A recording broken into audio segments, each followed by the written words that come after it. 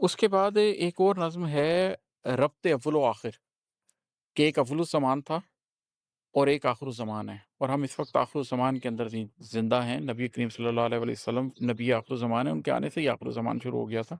लेकिन अब तो आखिरुज़्ज़मान के ख़त्म होने का वक़्त भी करीब है, वो तमाम निशानियाँ पूरी हो चुकी हैं।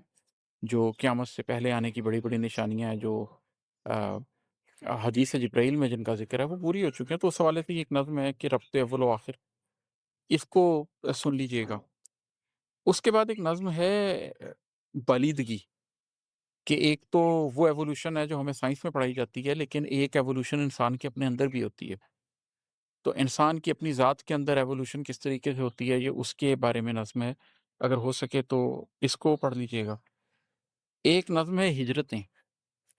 हिजरतें इंसान को किस तरीके से बग भटकाती भी हैं और किस तरीके से इंसान को रास्ता भी दिखाती हैं। किस तरीके से इंसान को तोड़ती भी हैं और किस तरीके से इंसान को जोड़ती भी हैं। उसके बाद एक नज़्म है इज्तिमाई ज़्यादती।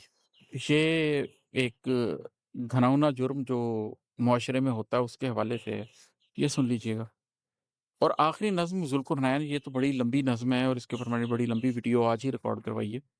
इससे पिछली वीडियो जो वो ग़ालिबन आपको 1 या 2 दिन पहले अपलोड हो चुकी होगी अभी से। तो एक वो नज़्म है, वो सुन लीजिएगा। इससे आप मेरी फ़िक्र से काफ़ी हद तक आगाही हासिल कर सकेंगे। बाकी ग़ज़लें तो बहुत सी हैं जिनके अंदर मैंने पर्सनैलिटी डेवलपमेंट के हवाले से, ज़ात की तश्कील के हवाले से, क़ल्ब और नफ्स के हवाले से, अनफुस और आफ़ाक़ के हवाले से, जहान सग़ीर इंसान किस तरीके से है और जहान कबीर से किस तरीके से मानी अख़ज़ कर सकता है। ये बुनियादी तौर पे मेरे थीम्स हैं, पोस्ट मॉडर्निज़्म पे मैं बात करता हूँ। तो अगर आप मेरी तमाम कुतुब को पढ़ेंगे तो आप इन चीज़ों से भी बहरामंद हो सकते हैं। लेकिन अगर कम से कम भी आप सुनना चाहें, समझना चाहें, तो जो चीज़ें मैंने आपको बयान की हैं इनको सुन लीजिए।